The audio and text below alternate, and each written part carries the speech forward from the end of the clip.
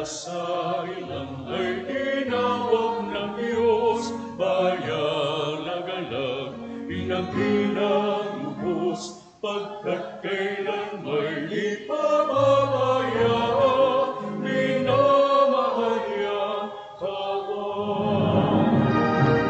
Bayan umawi ng papuri, sapagkat ngayon ika'y pinilis ang bayan, isang lipid, isang bayan umawi ng papuri,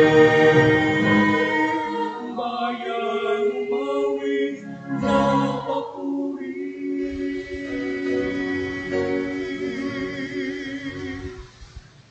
Sa ngalan ng Ama at ng Anak at ng Espiritu Santo. Amen. Ang pagpapala ng ating Panginoong Hesukristo, ang pag-ibig at habag ng Diyos Ama, at ang pakikipagkaisa ng Espiritu Santo, naway sumainyong lahat. At sumaiyo rin. Mga kapatid, tayo po ay nasa ika-26 na linggo sa karaniwang panahon. At sa araw na ito ay sinisimulan natin ang ating 3 araw na paghahanda para sa kapistahan ni San Lorenzo Ruiz de Manila. Upang tayo ay maging marapat na gumanap sa banal na pagdiriwang, aminin natin ang ating mga kasalanan at dumulog tayo sa ating maawaing Panginoon na nagpapatawad ng lubos.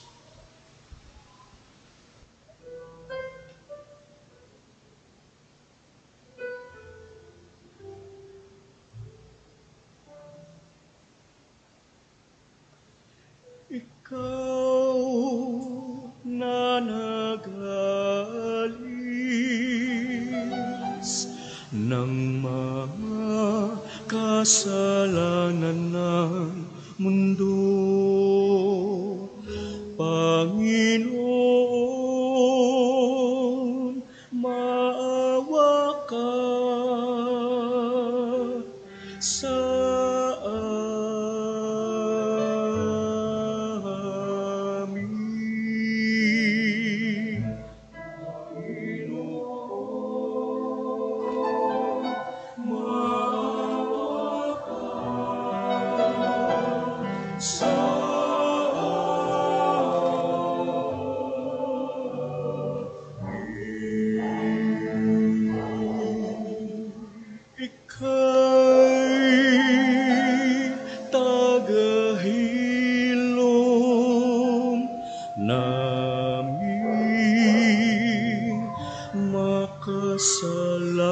makasalanan, O Kristo,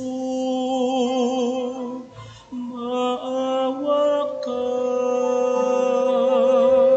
sa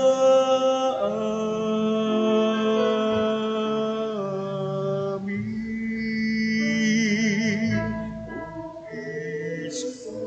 O Kristo,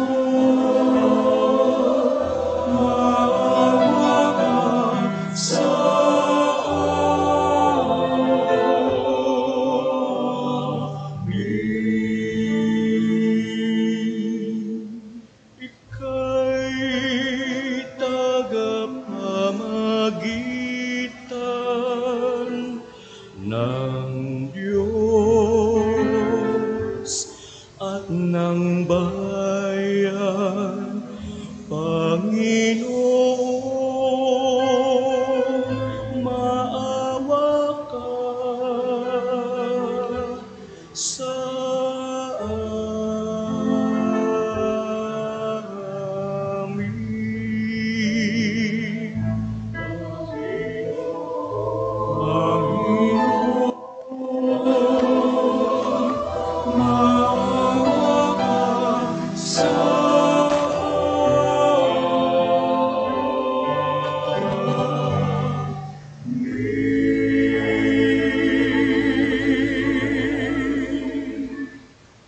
Kaawaan tayo ng makapangyarihang Diyos, patawarin tayo sa ating mga kasalanan, at patnubayan tayo sa buhay na walang hanggan. Amen.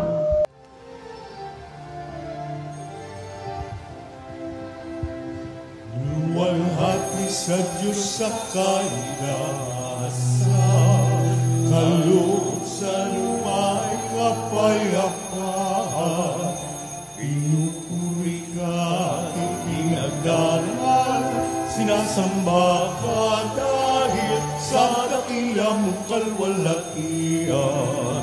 Panginoon naming Diyos sa dinanangin, Amang makapangyarihan, Panginoong Jesucristo, tuntong nanak ng Diyos, Kordero ng Ama, ikaw nag-aalis ng mga kasalanan ng sanlibutan. Tanggapin mo ang aming kahilingan, ikaw na naluluklok sa kanan ng Ama. Maawa ka sa amin, namang ang banal, Panginoong Jesucristo, kasama ng Espiritu, sa walhati ng Ama. Amen, amen, amen,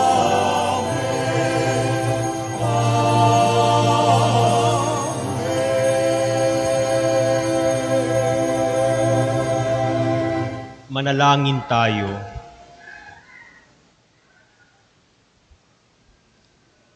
Ama naming makapangyarihan, ang iyong pinakadakilang magagawa ay magpatawad at ang laging ipinapakita ay pagkahabag. Padaluyin mo sa aming walang humpay ang kagandahang loob mong sa amin ay inilalaan upang sa pagkakamit namin sa pangako mong bigay, kami ay gawin mong kasalo sa ipagkakaloob mo sa kalangitan, sa pamamagitan ni Hesukristo, kasama ng Espiritu Santo, magpa sa walang hanggan. Amen. Umupo ang lahat. Nagagalak si Moises ng bahagina ng Diyos ng kanyang espiritu, ang 70 matatanda at maging ang 2 pang matatandang naiwan sa kampamento.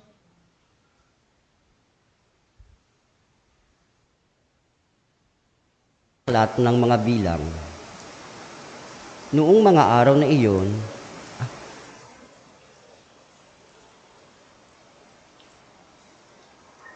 ang Panginoon ay bumaba sa anyo ng ulap at kinausap nga si Moises. Ang 70 matatanda ay binahaginan niya ng Espiritu tulad ng ibinigay niya kay Moises. Sila'y napuspos ng kapangyarihan at nagpahayag noon, ngunit hindi na nila inulit. May naiwang 2 matandang lalaki sa kampamento. Eldad ang pangalan ng isa at yaong isa'y Medad. Tinawag silang kasama ng 70, ngunit hindi sumama. Gayunman, binahaginan din sila ng Espiritu ng Panginoon, kaya sila'y nagpahayag na roon. Nakita pala sila ng isang binata at patakbo itong nagpunta kay Moises. Sinabi niya, sina Eldad at Medad ay nagpapahayag sa kampo. Dahil dito, sinabi ni Josue na anak ni Nun at katulong ni Moises, bakit di ninyo sila sawayin? Ngunit sinabi ni Moises, nangangamba ka bang ako'y mababawasan ng karangalan? Mas gusto ko ngang maging propeta ang lahat ng Israelita at mapuspos ng Espiritu ng Panginoon.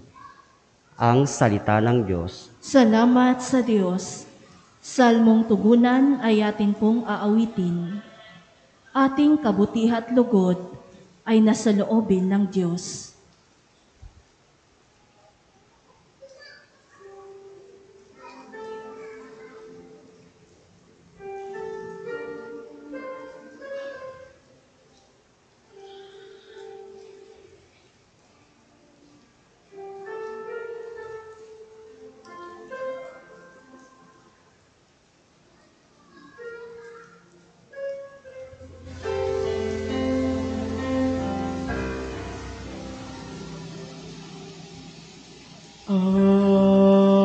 Ating kabutihan lugod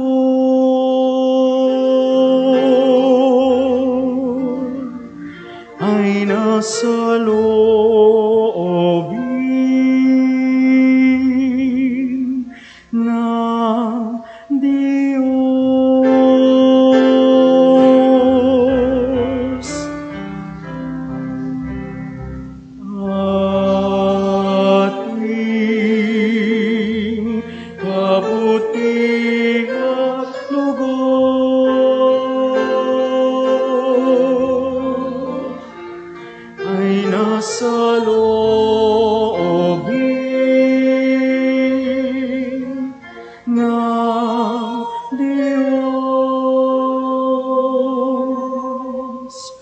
Ang batas ng Panginoon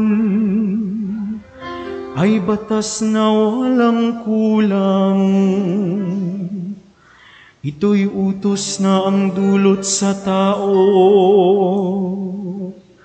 ay bagong buhay. Yaong kaniyang mga batas ay mapagtitiwalaan, nagbibigay ng talino, sapat ang kaisipan.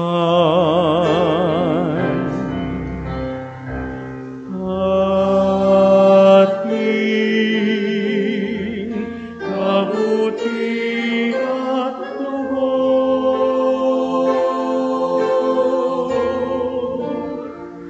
ay nasa loobin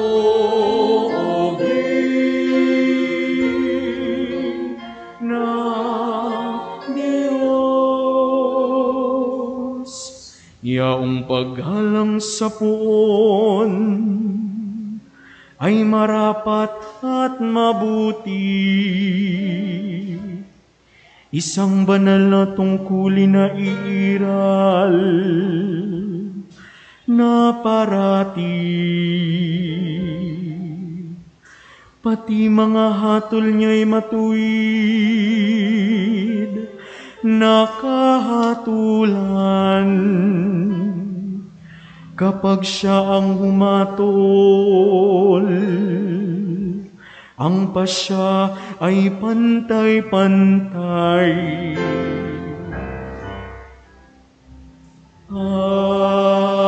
Ating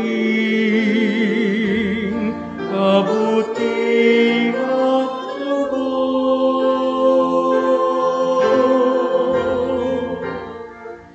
ay nasa loobin ng Diyos. Ang utos mo, Panginoon, sa alipin mo at lingkod ay mayroong gantimpala kapag aking sinusunod. Walang taong pumupunas sa gawa niyang hindi angkop, kaya ako ay iligtas sa lihim na gawang bukto.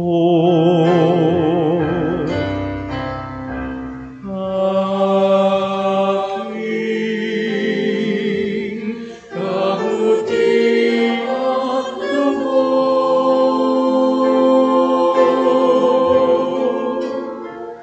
ay nasa loobin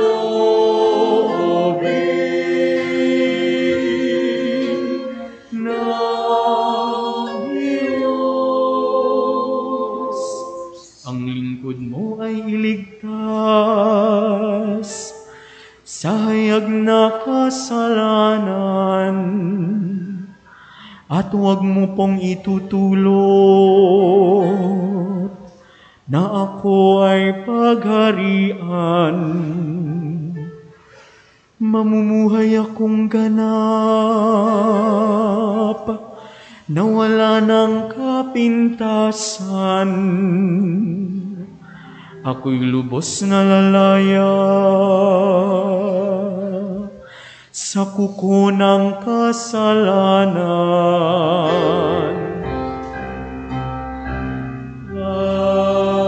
Ating kabuti at loob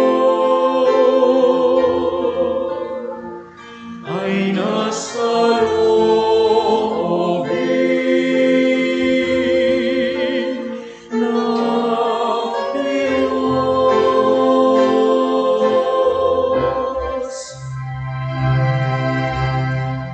Ating kabuti at loob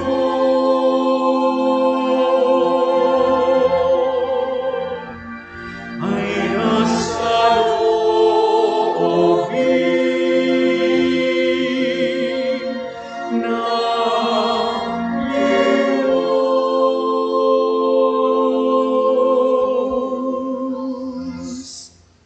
Ipinaalaala ni Apostol Santiago sa mga mapang-api at mapang-abuso na hindi nalilingid sa Diyos ang daing ng kanilang mga inaapi at may naaangkop na hatol para sa pananamantalang ito. Pagbasa mula sa sulat ni Apostol Santiago. Pakinggan ninyo ito, kayong mayayaman. Tumangis kayo at humagulgol dahil sa mga kapighatiang darating sa inyo. Bulok na ang inyong mga kayamanan at kinain na ng tanga ang inyong mga damit. Kinain na ng kalawang ang inyong ginto at pilak, at ang kalawang ding iyon ang magiging katibayan laban sa inyo at parang apoy na uubos sa inyong laman. Iyan ang kayamanang inimpok ninyo para sa mga huling araw. Sumisigaw laban sa inyo ang upa na hindi ninyo ibinigay sa mga gumapas sa inyong bukirin. Umabot sa langit sa pandinig ng Panginoong makapangyarihan sa lahat ang mga hinaing na mga mang-aani na inyong inapi. Nagpakalayaw kayo at nagpasasa dito sa lupa. Nagpataba kayong parang mga hayop na papatayin. Hinatulan ninyo at ipinapatay ang mga matuwid. Hindi sila lumaban sa inyo. Ang salita ng Diyos. Salamat sa Diyos. Tumayo ang lahat.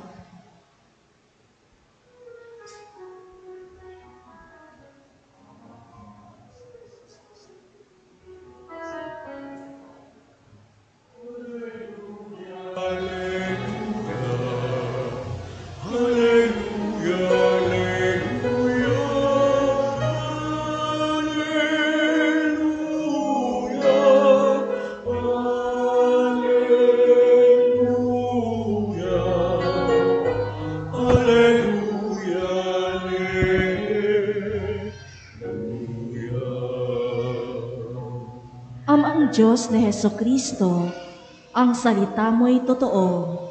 Kami ay pabanalin mo.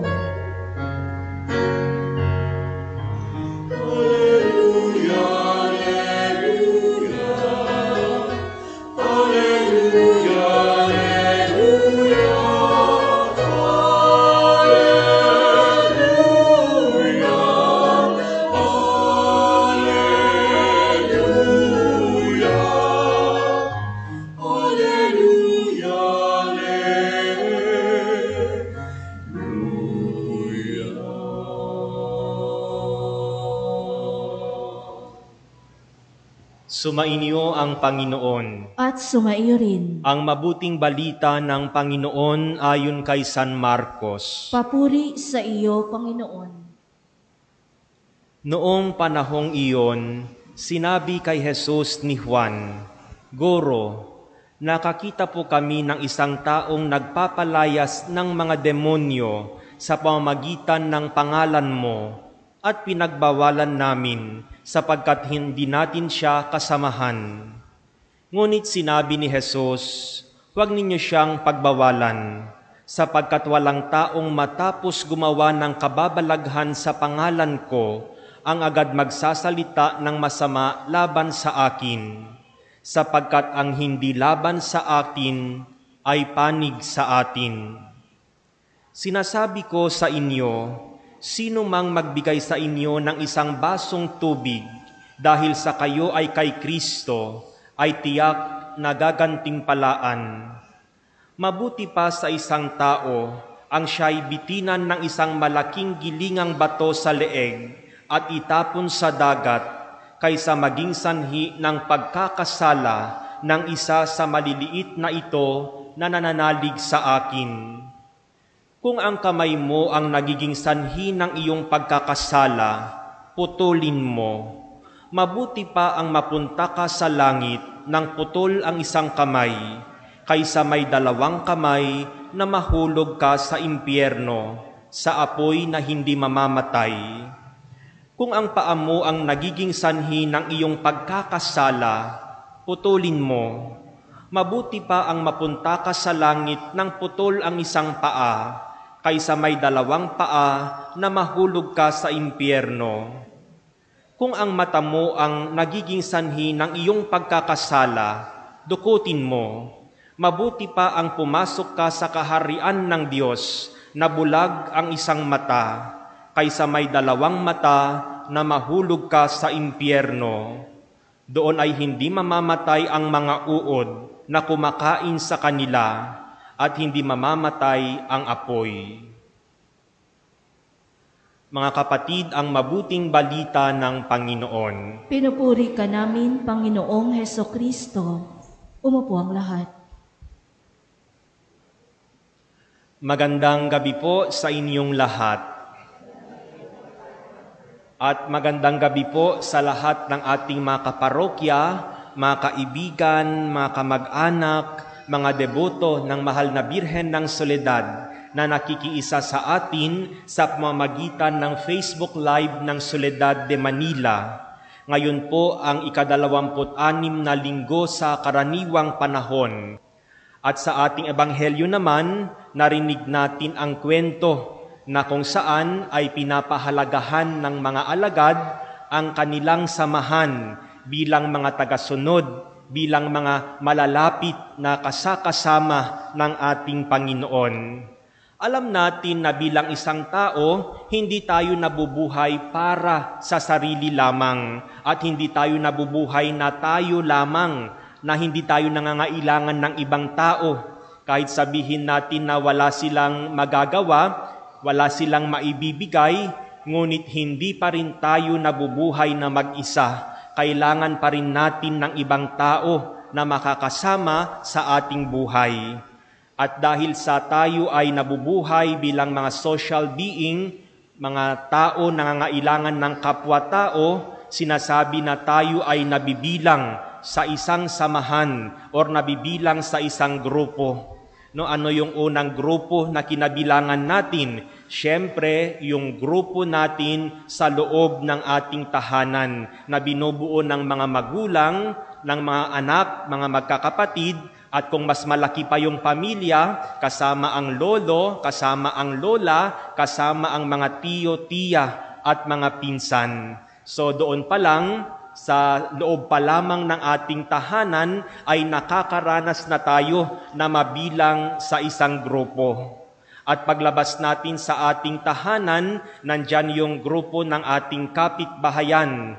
O kaya naman, kapag mas maluwag pa, yung grupo ng ating barangay na kinikilala natin na tayo bilang bilang residente ng isang lugar ay bahagi tayo ng isang barangay, bahagi tayo ng isang munisipyo o isang siyudad, bahagi tayo ng isang probinsya, bahagi tayo sa isang bansa. So habang lumalabas tayo, mas lumalawak yung grupo na kinabibilangan natin. Kaya nga't kung minsan kapag mayroong mga paligsahan, no? Paligsahan kunwari sa basketball, syempre ang sinusuportahan mo yung mga kaliga mo sa kalye kapag ang liga ay sa loob ng barangay, at kapag lumabas sa barangay, syempre ang grupo na kinabibilangan mo ay yung grupo mo sa barangay at iyon ang iyong sinusuportahan. Hindi naman pwede na pumunta ka sa manood ng basketball, liga ng mga barangay, ang sinusuportahan mo, ang chinicheer mo ay yung mga taga-ibang barangay at yung sarili mong barangay ay hindi mo binibigyan ng importansya.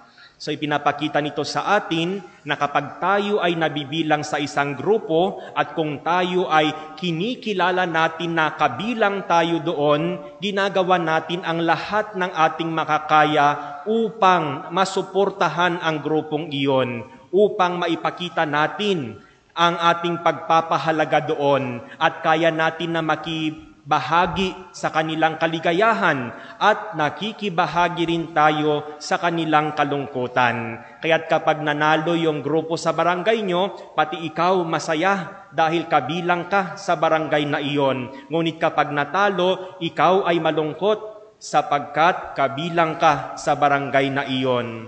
No? So hindi lamang doon.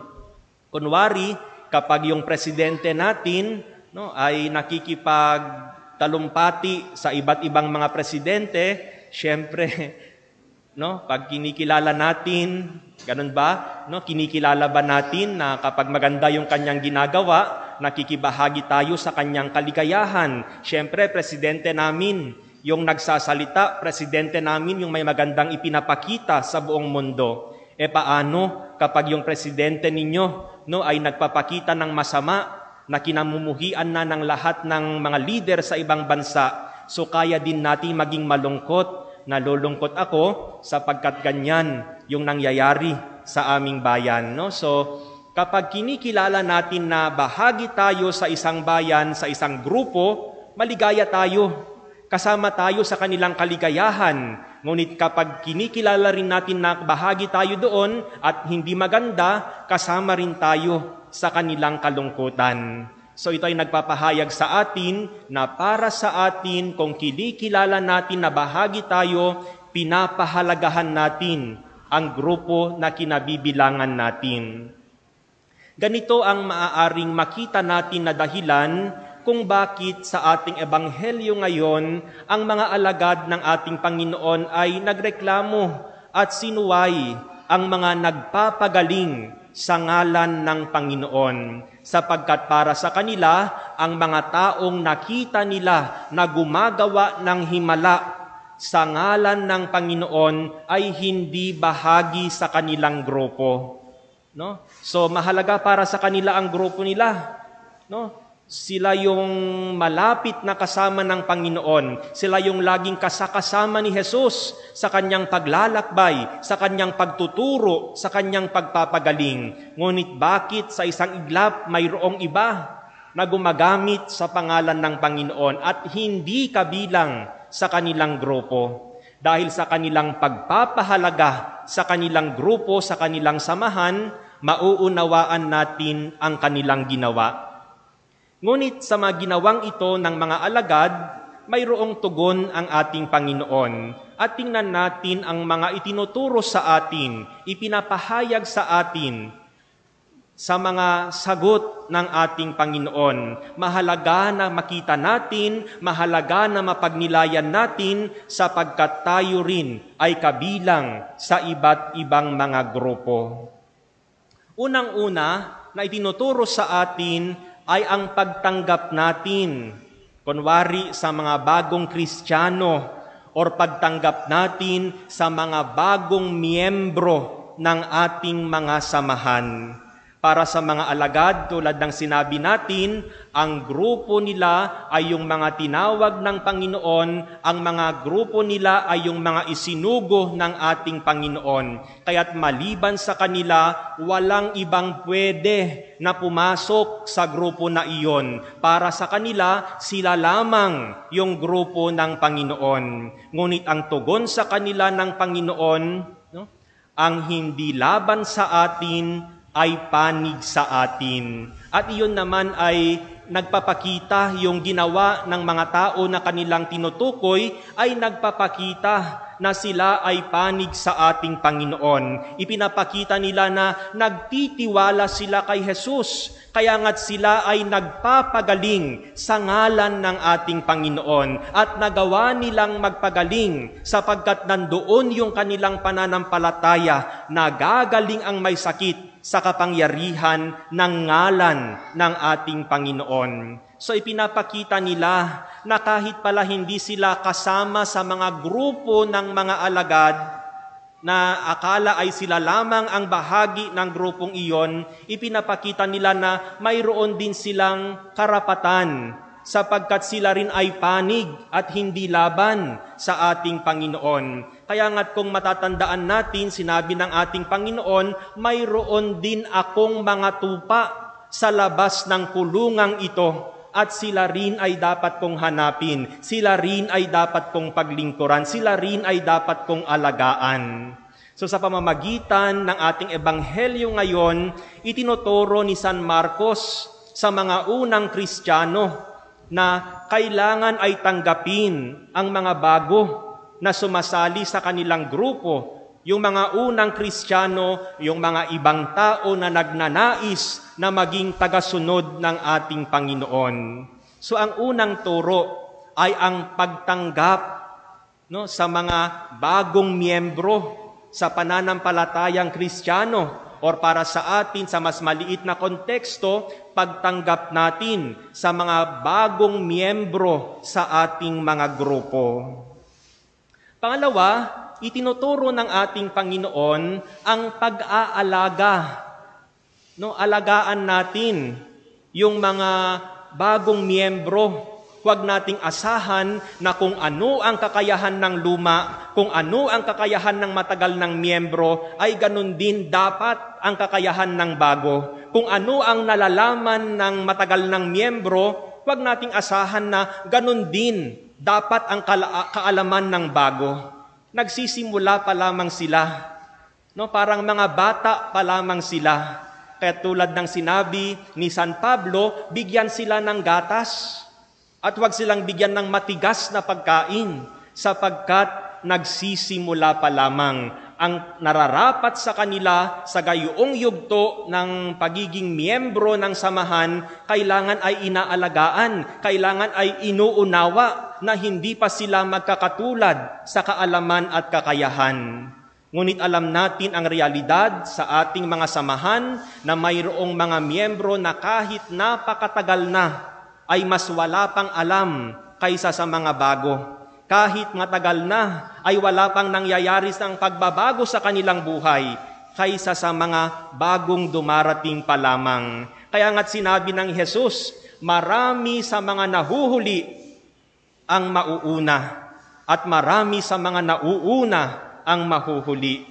No? Ngunit ang itinuturo sa atin, ang ibinibigyan ng importansya, no? Kailangan ang pag-aalaga, kailangan ang pag-unawa sa mga bagong miyembro ng ating mga samahan. Hindi ba't ganito rin ang ginawa ng mga unang Kristiyano sa kapanahunan ni San Pablo, sa kapanahunan ng mga apostol, tungkol sa mga pagano na naging Kristiyano at sa mga Hudyo na naging Kristiyano?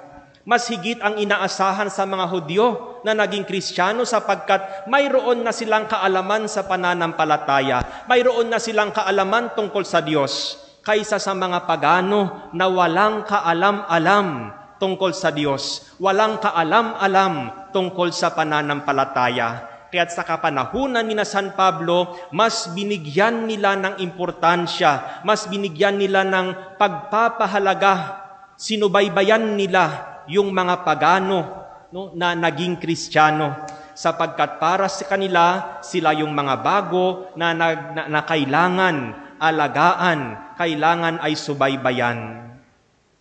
Ang pangatlo na itinuturo sa atin ng ating ebanghelyo ay pagsikapan natin at bantayan natin ang ating mga sarili na huwag magkasala, sapagkat yung pagkakasala natin ay nakakasira sa buong samahan. Paano nakakasira sa buong samahan ang ating pagkakasala? Hindi lamang through scandal, hindi lamang hinihila ka sa skandalo na dahil ikaw ay miyembro, naaapektuhan ang lahat ng grupo sa iskandalong iyon. So hindi lamang doon ang mas mabigat, ang mahawaan sa kasalanan ang iyong mga kasama. Hindi ba't sinabi na kapag ang isang basket punong-puno ng kamatis, no? Aasahan mo na doon magsisimula na masira ang lahat ng kamatis doon sa buong basket.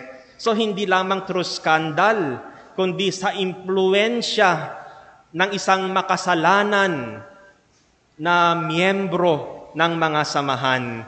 Halimbawa, kunwari ang isang leader ng isang samahan, walang pagpapahalaga sa pakikiisa sa gawain ng simbahan. Kung wala siyang pagpapahalaga sa gawain ng simbahan, asahan mo lahat ng miyembro ay mawawalan na rin ng pagpapahalaga sa gawain ng simbahan. Kung yung leader ng samahan ay hindi naglalaan ng panahon upang makibahagi sa mga gawain ng simbahan, asahan mo, wala siyang pakialam, wala siyang gagawin upang ang kanyang mga miyembro ay magkaroon ng pagpapahalaga sa mga gawain ng simbahan, sapagkat ang katwiran niya, okay lang na huwag kayong mag-attend dahil ako rin ay hindi nag-a-attend. No? So, iyon yung halimbawa na ang isang miyembro na makasalanan ay humahawa sa ibang miyembro ng samahang iyon. Iyon yung miyembro na nagiging sanhi ng pagkakasala, nagiging sanhi ng pagkadapa ng lahat ng miyembro.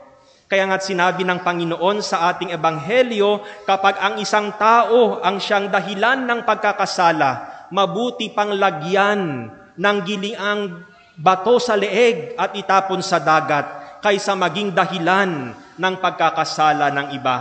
At dinagdagan pa ng Panginoon, kapag ang mata mo ang nagiging sanhi ng iyong pagkakasala, dukutin mo. Kapag yung kamay, yung paa, putulin mo, kaysa iyan ang maging sanhi ng pagkasira ng buong katawan. Kaya't mas mabuti na ang isang miyembro ay putulin, ang isang miyembro ay tanggalin, kaysa maging dahilan ng pagkahulog, pagkasira ng buong grupo. No? So iyon ang tinuturo ng ating Panginoon. No? Pangalagaan ang mga bago at sikapin natin na huwag tayong magkasala, sapagkat yung halimbawa natin ang nagiging sanhi ng pagkakasala. Hindi lamang iskandalo sa buong grupo, kundi masamang impluensya, balakid sa paglago ng grupo. So gusto natin umunlad ang ating mga grupo. Gusto natin pangalagaan ang ating mga grupo. Ngunit huwag tayong sarado na isipin natin na tayo lang ang pwede, tayo lang ang may kakayahan.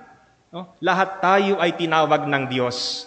Alagaan natin ang bawat isa. Maging mabuting halimbawa tayo sa bawat isa. Nang sa ganoon bilang isang grupo, tayo ay makapaglakbay upang marating natin ang kaharian ng Panginoon.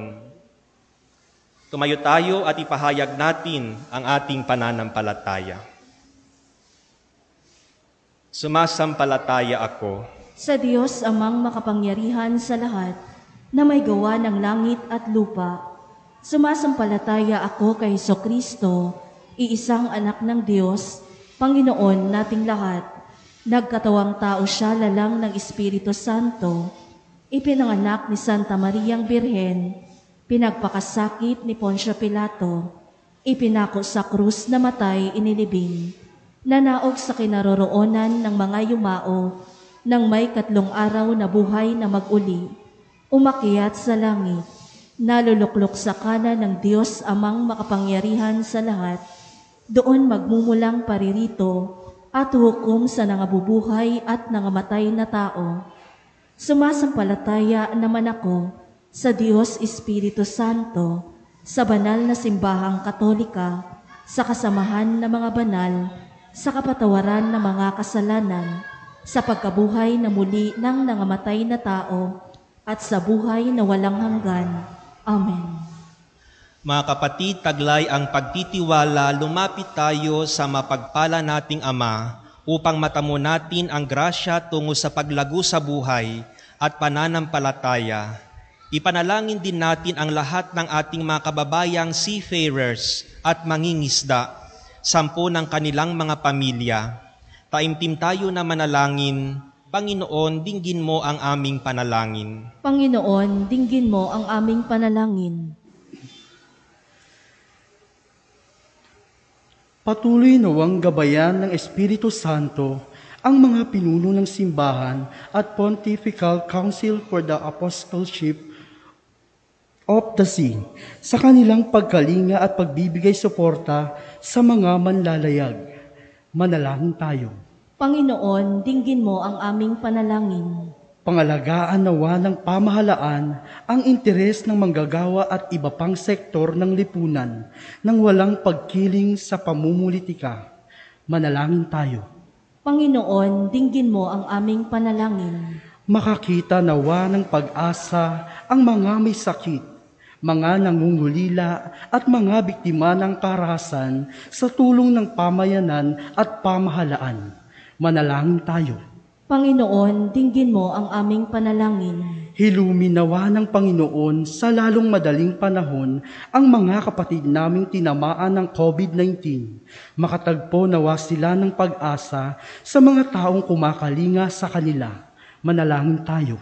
Panginoon, dinggin mo ang aming panalangin. Sa binyag, minarapat mong kaming maging mga anak mo. Patuloy mo nawa sa iyong kaharian ang mga kapatid naming yumao. Manalangin tayo. Panginoon, dinggin mo ang aming panalangin. Sa ating katahimikan, alalahanin natin ang lahat ng mga ipinangakuan natin ng ating panalangin, lalong-lalo na ang mga intensyon at mga pamilya na inilakip sa ating pagdiriwang, gayon din ang ating sariling kahilingan.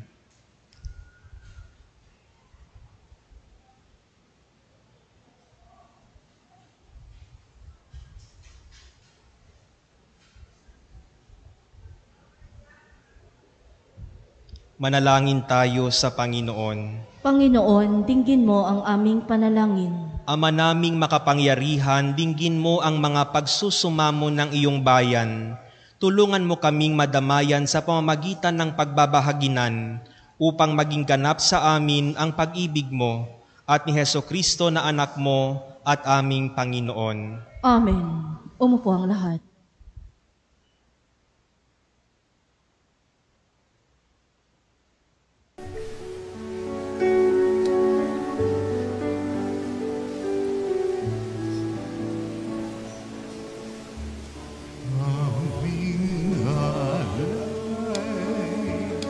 Sa'yo, Panginoon, ang tinapay at dala na iyong kaloob upang gunitain ang iyong buhay na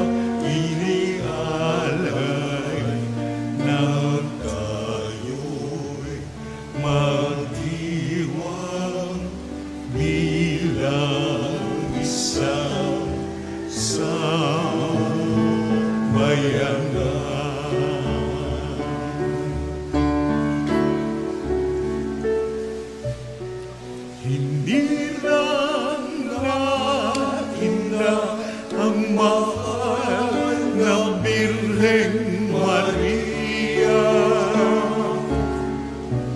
Unang mong lulukan ang kanyang sinapupunan. Sa aming pagtanggap sa ikaw nawa'y manahan sa aming mga puso nang lumago sa kabanalan.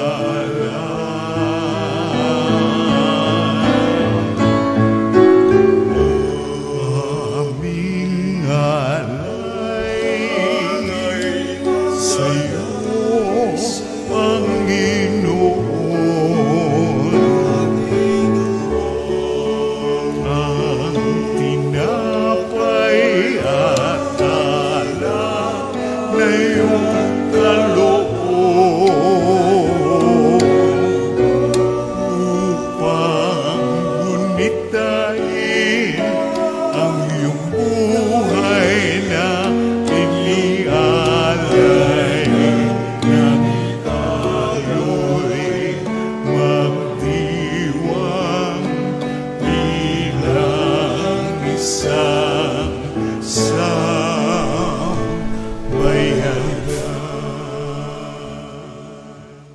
Manalangin mga kapatid upang ang paghahain natin ay kalugdan ng Diyos amang makapangyarihan.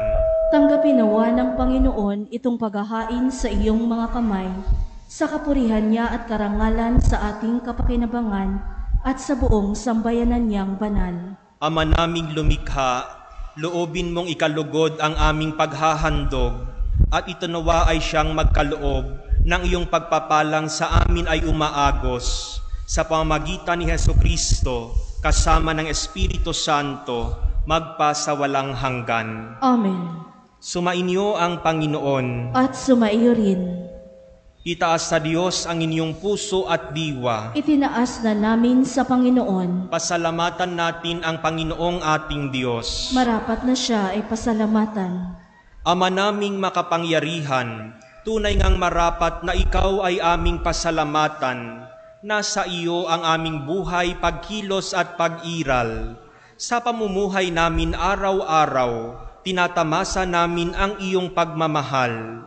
Sa pag-ibig mong ipinunla sa sangkatauhan, ang Espiritu Santo ay unang aning bigay ng anak mong naglagak sa amin ng katiyakan na nakalaang mabuhay kami sa piling mo kailanman.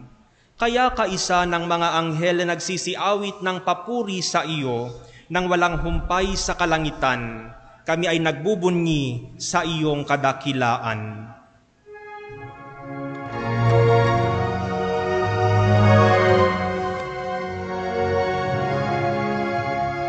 Santo, Santo, Santo, Panginoong Diyos makapangyarihan, napupuno ang langit at lupa ng kalwalhatian mo. Hosana sa kaitaasan, pinagpalang na paririto sa ngalan ng Panginoon. Hosana sa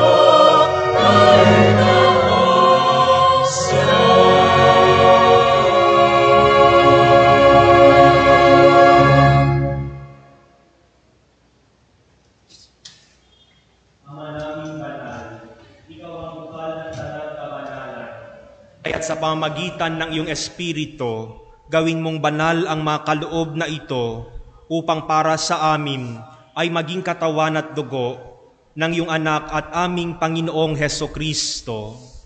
Bago niya pinagtiis ang kusang loob na maging handog, hinawakan niya ang tinapay, pinasalamatan kanya, pinaghati-hati niya iyon, iniabot sa kanyang mga alagad at sinabi, "Tanggapin ninyong lahat ito at kanin.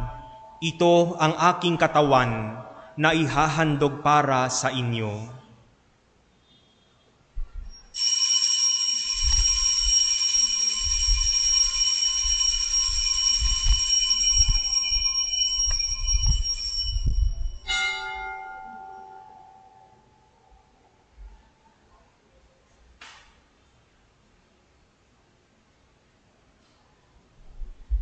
Gayon din naman noong matapos ang hapunan, hinawakan niya ang kalis, muli kanyang pinasalamatan. Iniabot niya ang kalis sa kanyang mga alagad at sinabi, "Tanggapin ninyong lahat ito at inumin. Ito ang kalis ng aking dugo, ng bago at walang hanggang tipan. Ang aking dugo na ibubuhos para sa inyo at para sa lahat, sa ikapagpapatawad ng mga kasalanan. Gawin ninyo ito sa pag-alaala sa akin."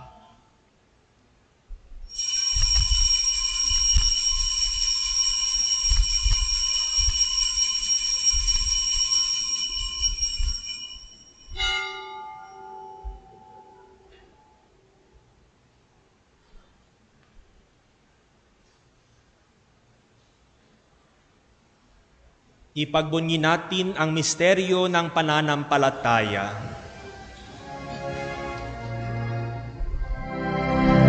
Sa krus mo at pagkabuhay, kami natubos mong tunay. O Jesus, kami mahal, iligtas mo kami tanay. O Jesus, kami mahal, ngayon at magpapatuloy.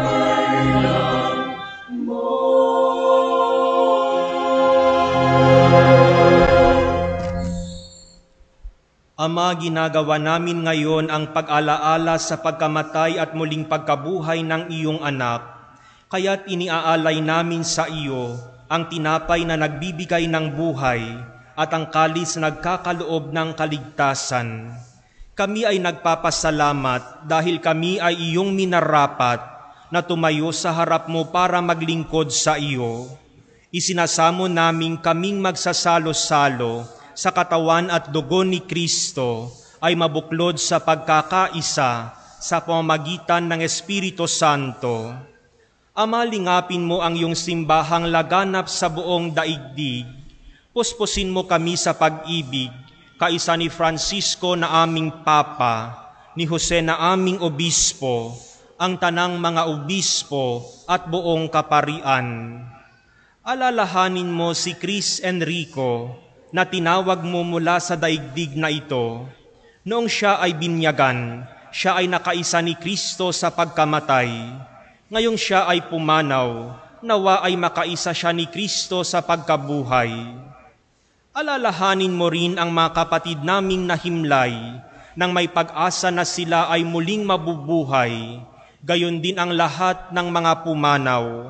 Kaawaan mo sila at patuloyin sa iyong kaliwanagan. Kaawaan mo at pagindapatin kaming lahat na makasalo sa iyong buhay na walang wakas, kaisa ng mahal na Birheng Maria na ina ng Diyos, ng kabiyak ng kanyang puso na si San Jose, kaisa ng mga apostol, ni San Lorenzo Ruiz, lahat ng mga martir at lahat ng mga banal na namuhay dito sa daigdig ng kalugod-lugod sa iyo. May pagdiwang nawa namin ang pagpupuri sa ikararangal mo sa pamamagitan ng iyong anak na aming Panginoong Hesukristo. Sa pamamagitan ni Kristo, kasama niya at sa Kanya, ang lahat ng parangal at papuri ay sa iyo, Diyos Amang makapangyarihan, kasama ng Espiritu Santo, magpa sa walang hanggan.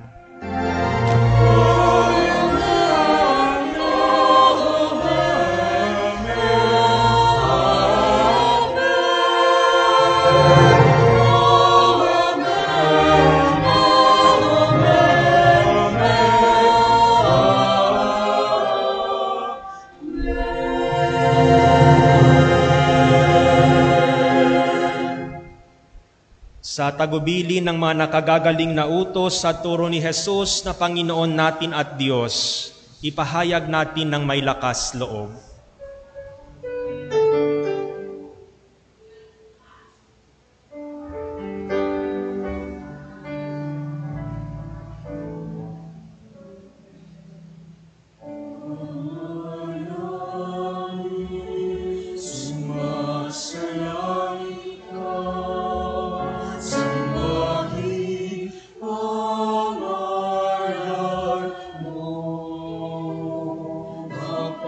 Sa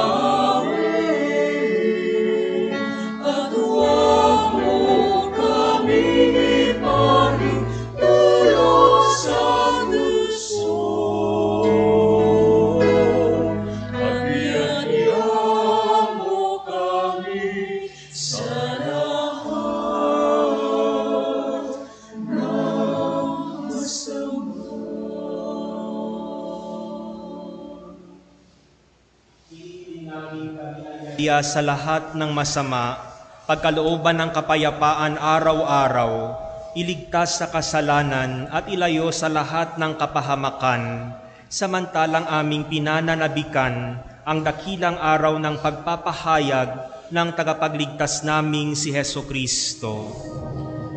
Sapagkat sa'yo kaharian, kapangyarihan at kapulian, ngayon at magpakailanman.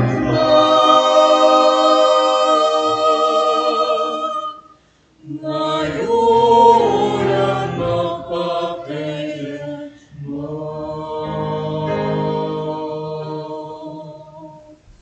Panginoong Hesukristo, sinabi mo sa iyong mga apostol, kapayapaan ang iniiwan ko sa inyo, ang aking kapayapaan ang ibinibigay ko sa inyo. Tunghayan mo ang aming pananampalataya at huwag ang aming mga pagkakasala. Pagkalooban mo kami ng kapayapaan at pagkakaisa ayon sa iyong kalooban, kasama ng Espiritu Santo, magpa sa walang hanggan. Amen. Ang kapayapaan ng Panginoon ay laging sumainyo. At sumaiyo rin. Magbigayan tayo ng kapayapaan sa isa't isa.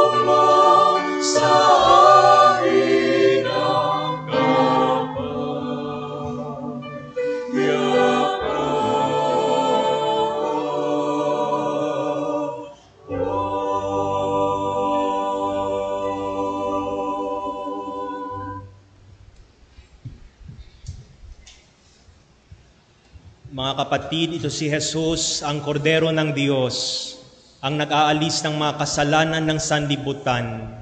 Mapalad ang mga inaanyayahan sa kaniyang piging.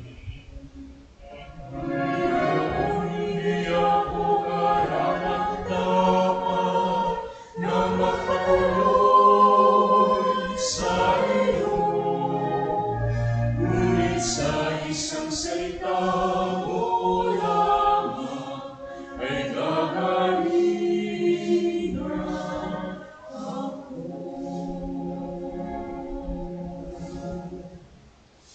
Ipagsanggalang nawa tayo ng katawan at dugo ni Kristo para sa buhay na walang hanggan. Amen. Ang katawan ni Kristo. Amen.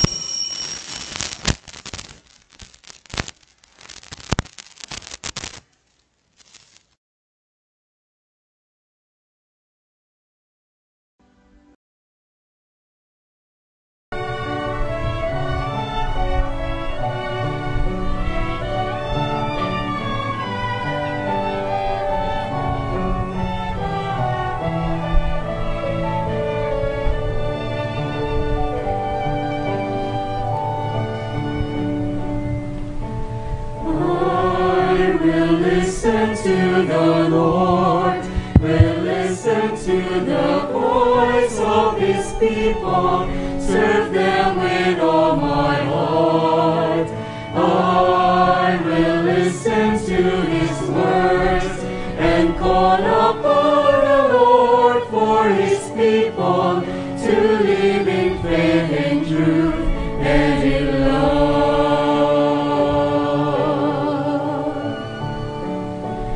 I need you, my Lord, for every day that comes, for all their pains and joys, be there to understand.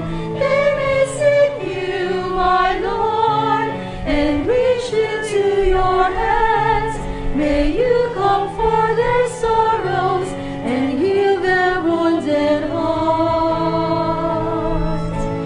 I will listen to the Lord, will listen to the voice of his people, serve them with all my heart.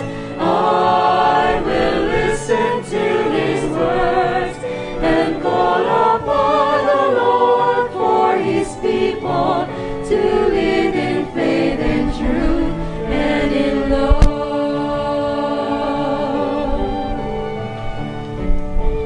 I commend you, my Lord, show them your truth and love. When darkness overtakes them, your light shines from above. I will be there, my Lord, to lead at your command.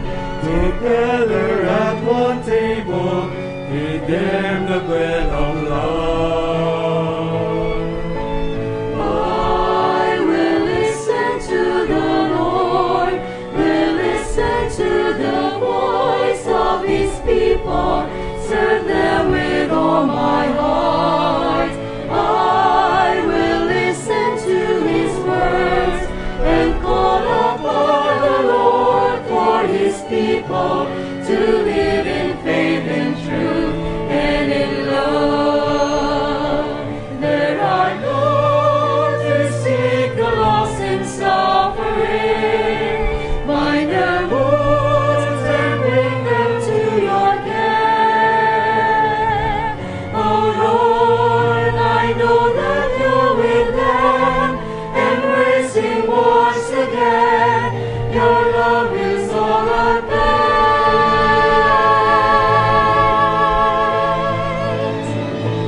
I will listen to the Lord, will listen to the voice of his people, serve them with all my heart. I will listen to his words and call upon the Lord for his people to live in faith and truth and in love.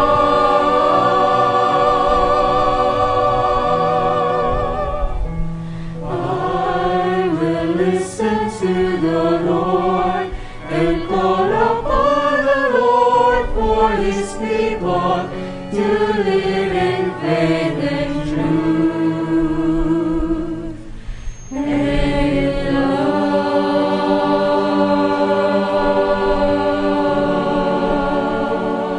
Manalangin tayo. Ama naming mapagmahal, ang aming banal na pakikinabang ay magdulot nawa ng kagalingan sa aming katauhan upang kami ay makatambal sa kalwalhatian ng aming nilalahukan sa tiniis na kamatayan na amin ngayong ipinahayag sa ginanap na pagdiriwang sa pamamagitan ni Hesukristo kasama ng Espiritu Santo magpasawalang hanggan. Amen. Lumuhod ang lahat.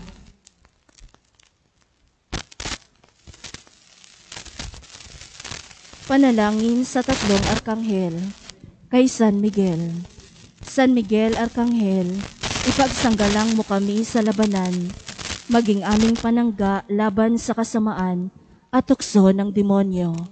Ang Diyos naway itaboy siya, dinadasal namin ng buong pakumbaba, at naway ikaw, o prinsipe ng makalangit na hukbo, Sa kapangyarihan ng Diyos, ihagi sa impyerno si Satanas at ang ibang masasamang espiritu na gumagala sa daigdig upang ipahamak ang mga kaluluwa.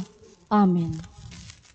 Kay San Gabriel, anghel ng sangkatauhan, pinagkatiwalaang tagapagbalita ng Diyos, buksan mo ang aming mga tainga sa mga piping babala at panawagan ng lubos na mapagmahal na puso ni Jesus. Manatili ka nawa sa aming pananaw, nagsusumamo kami sa iyo upang aming maunawaan ng wasto ang salita ng Diyos at upang aming matularan, masundan at matupad ang nais ng Diyos para sa amin. Tulungan mo kami na manatiling gising nang sa sandaling dumating ang Panginoon upang kunin kami, ay hindi niya kami matagpuang nahihimbing. Amen. Kay San Rafael, pana ng pag-ibig at pantas ng pag-ibig ng Diyos, sugatan mo na nag-aalab na pag-ibig ang aming mga puso. Hinihiling namin sa iyo at huwag mong hayaang maghilom ang sugat upang araw-araw kaming manatili sa landas ng pag-ibig ng Diyos at upang mapagtagumpayan namin ang lahat sa pamamagitan ng pag-ibig na nagmumula sa Diyos. Amen.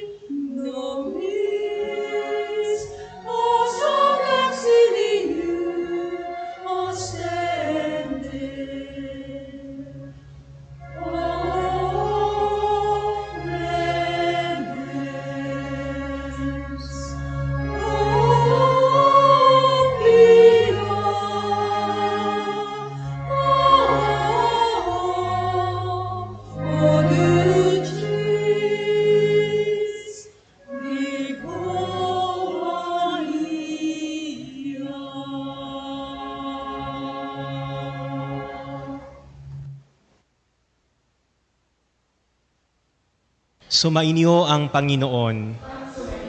Pagpalain kayo ng makapangyarihang Diyos, Ama, Anak at ng Espiritu Santo. Tapos na po ang ating pagdiriwang. Humayo kayo na taglay ang kapayapaan ni Kristo. Salamat sa Diyos.